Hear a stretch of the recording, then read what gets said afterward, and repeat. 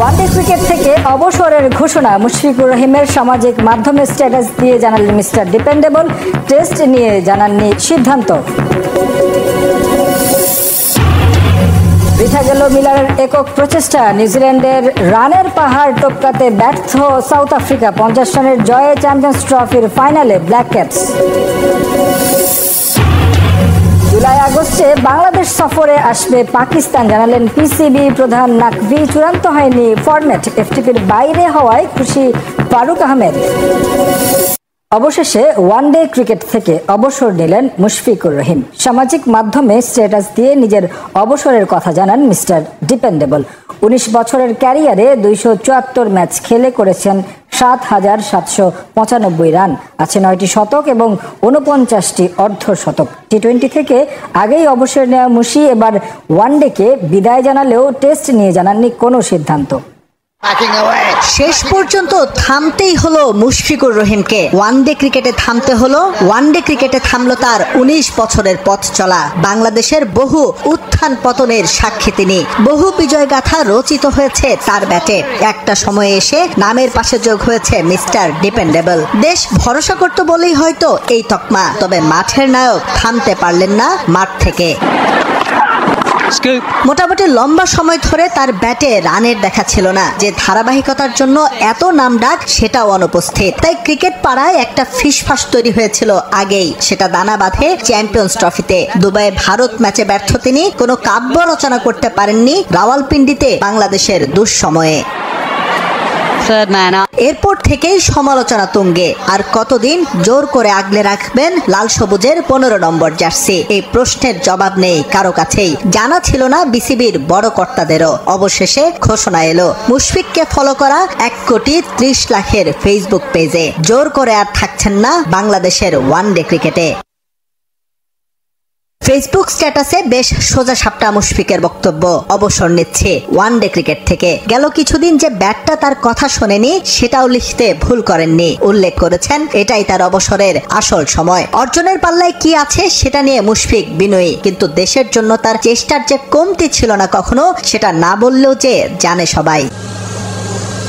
বাংলাদেশের প্রেক্ষাপটে মুশফিকুর রহিম অবশ্যই কিংবদন্তি। 274 ম্যাচে তার 7,795 রান, চারটেখানি কথা নয়। 9 সেঞ্চুরি আর 49 50-তে লেখা আছে কত কাব্য, মহাকাব্য।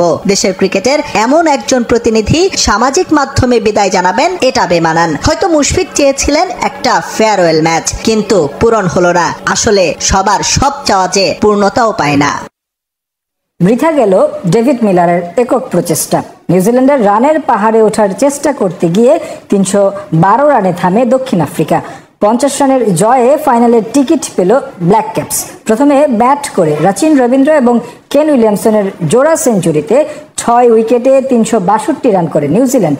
এ জয়ে গ্রুপ পর্বে ভারতের বিপক্ষে হারের শোধ নেয়ার সুযোগ এবার ব্ল্যাক ক্যাপদের সামনে।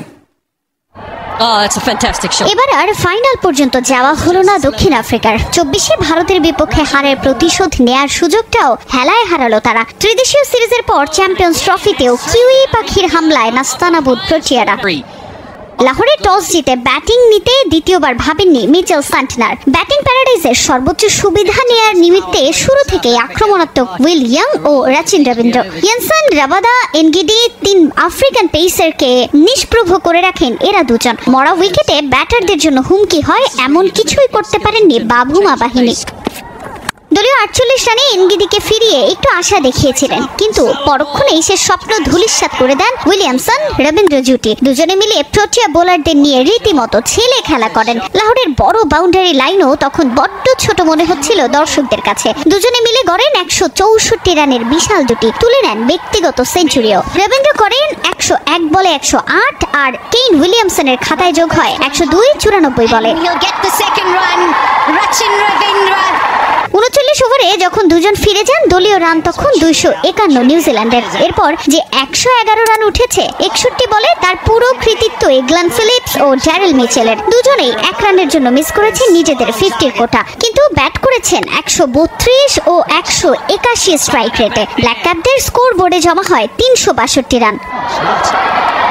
চ্যাম্পিয়ন্স ট্রফির এবারের আসরের সর্বোচ্চ রান বোর্ডে তারপরও নির্ভর নয় নিউজিল্যান্ড, কারণ পাল্টা আক্রমণে যে সিদ্ধহস্ত আফ্রিকা হলো তাই। টেম্বা বাভুমা একপাশে ধীর খেললেও অন্য পাশে মার্কাটারি উইলোবাজি রিকেলটনের, তবে বেশিক্ষণ স্থায়ী হয়নি সেটা। সঙ্গীকে হারিয়েই নিজেকে খুঁজে পান বাভুমা। ভ্যান্ডার ডুসেনকে নিয়ে কিউই শাসন করেন প্রোটিয়া অধিনায়ক, দুজনে মিলে গড়েন 105 রানের জুটি।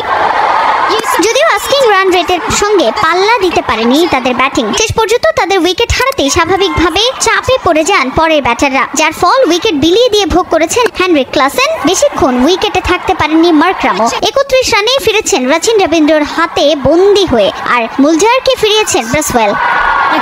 এরপর শুধু হারের ব্যবধান কমানোর চেষ্টা করে গেছেন সবাই, কিন্তু কিউইদের স্পিন ভেলকির সামনে অসহায় ছিল সাউথ আফ্রিকানরা। শেষ পর্যন্ত ডেভিড মিলারের সেঞ্চুরিটাই যা একটা সান্ত্বনা হয়ে রইল সাউথ আফ্রিকার জন্য। 50 রানে হেরে বিদায় হলো তাদের। গ্রুপ পর্বে ভারতের বিপক্ষে হারের শোধ নেওয়ার সুযোগ এবার ব্ল্যাক ক্যাপদের সামনে। জুলাই আগস্টে বাংলাদেশের বিপক্ষে সিরিজ খেলতে রাজি হলেও কয়টি ম্যাচ এবং কোন ফরম্যাটে খেলা হবে তা চূড়ান্ত করেনি পিসিবি, নিশ্চিত করেছেন পাকিস্তান ক্রিকেট বোর্ডের চেয়ারম্যান মহসিন নাকভি। তবে এফটিপির বাইরে সিরিজ খেলতে রাজি হওয়াতেই খুশি বিসিবি বস ফারুক আহমেদ। এজন্য তিনি ধন্যবাদও দিয়েছেন পিসিবিকে। চ্যাম্পিয়ন্স ট্রফি শেষে দেশে ফিরেই সিনিয়র ক্রিকেটারদের ভবিষ্যৎ নিয়ে সিদ্ধান্ত নেওয়া হবে বলে জানিয়েছেন ফারুক আহমেদ। আইসিসির চ্যাম্পিয়ন্স ট্রফির সেমিফাইনাল, স্বাগতিক হয়েও ফাইনালের ভেন্যু নেই দেশটিতে, কিন্তু তাই বলে তো আয়োজন থেমে থাকতে পারে না। তাই তো অংশগ্রহণকারী সব দেশের ক্রিকেট বোর্ড প্রেসিডেন্টকে নিজ দেশে আমন্ত্রণ জানিয়েছেন মহসিন নাকভি। সেই নিমন্ত্রণ রক্ষা করতে লাহোরে BCCI vice president Rajiv Shukla এবং বিসিবি প্রেসিডেন্ট ফারুক আহমেদ। তবে নিপাট খেলা দেখাটাই একমাত্র কারণ ছিল না ফারুক আহমেদের। এফটিপির বাইরে একটা সিরিজ পিসিবির কাছ থেকে আদায় করাটাও এই ভ্রমণের একটা বড় কারণ। শেষ পর্যন্ত প্রমাণও হলো সেটা যখন সাংবাদিকদের ডেকে সেই সিরিজ নিয়ে নিজেদের অবস্থান তুলে ধরলেন PCB boss Mohsin Naqvi. I would like to welcome Farooq bhai to Pakistan. Seriously, we are so pleased to receive him here. We are discussing for the last several weeks some series also, which both boards will be announcing it very soon. Other than that, I just want to thank him for supporting this Champions Trophy. It's a win-win for the whole cricket, and I would really like to thank him for all this. Series চূড়ান্ত, কিন্তু match সংখ্যা নিয়ে ধোঁয়াশা। কিন্তু এ নিয়ে একেবারেই ভাবনা নেই ফারুক আহমেদের, বরং এফটিপির বাইরে একটা প্রতিদ্বন্দ্বিতাপূর্ণ সিরিজ আয়োজনের প্রতিশ্রুতি পেয়ে খুশি বিসিবি বস। এটাতে এফটিপির বাইরে হয় কি, সব দেশে তো একদম পুরো টাইট এফটিপিটা এখন। আমাদেরও দেখবে, তুমি যদি দেখো যে আমাদের এই পাকিস্তান আসবো আমরা, তারপরে শ্রীলঙ্কা যাচ্ছি, তারপরে আবার ইন্ডিয়া আসতেছে। সো টাইম বের করে খুব ডিফিকাল্ট। পাকিস্তানের মধ্যে কমিট করে ফেলছে, ওর মধ্যে থেকে ট্রাই করছে যে অ্যাটলিস্ট 3-4টা শর্টের ভার্সন যদি খেলতে পারে। আর নাম্বারটা কয়টা ম্যাচ এটা এখনো ঠিক হয়নি। চ্যাম্পিয়ন্স ট্রফির সেমিফাইনাল মাঠে বসে দেখেছেন বিসিবি প্রেসিডেন্ট, কিন্তু বাংলাদেশ দল টুর্নামেন্ট থেকে ছিটকে গেছে বাজে পারফরমেন্সের কারণে। বিষয়টা হয়তো পোড়াচ্ছে তাকেও, তাই জানালেন দেশে ফিরেই সিদ্ধান্ত নেবেন সিনিয়র ক্রিকেটারদের নিয়ে। তো দর্শক, নিত্য নতুন খেলাধুলার ভিডিও সবার আগে পেতে সাবস্ক্রাইব করুন NS News 24, কেননা সবার আগে খেলাধুলার ভিডিও আমরাই আপলোড দিয়ে থাকি। ধন্যবাদ দর্শক এতক্ষণ পাশে থাকার জন্য আপনাদেরকে।